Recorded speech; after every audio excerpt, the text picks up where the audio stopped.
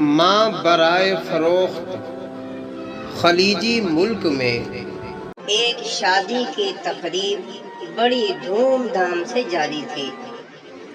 دلہا دلہن بڑی شان اور شوکت کے ساتھ اسٹیج پر براجمان تھے۔ دلہن نے دلہا کے کان میں کہا، اپنی ماں کو اسٹیج سے اتار دو کیونکہ میں اسے ناپسند کرتی ہوں۔ دلہا اٹھا، مائک پکڑا اور 3 دفعہ اعلان کیا، مجھ سے میری ماں کون خریدے گا؟ اعلان سن کے حاضرین پر سناٹا طاری ہو گیا۔ پھر دلہا بولا، میں اپنی ماں کو خود ہی خریدوں گا۔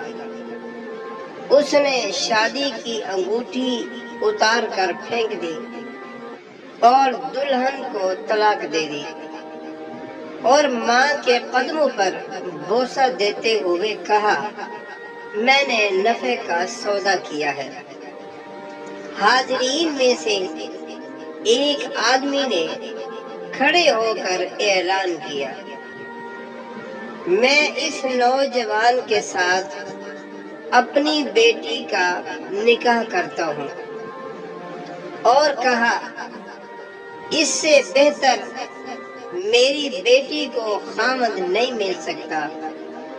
اس نوجوان نے دنیا بھی کما لی اور اپنی جنت یعنی ماں بھی پا لی۔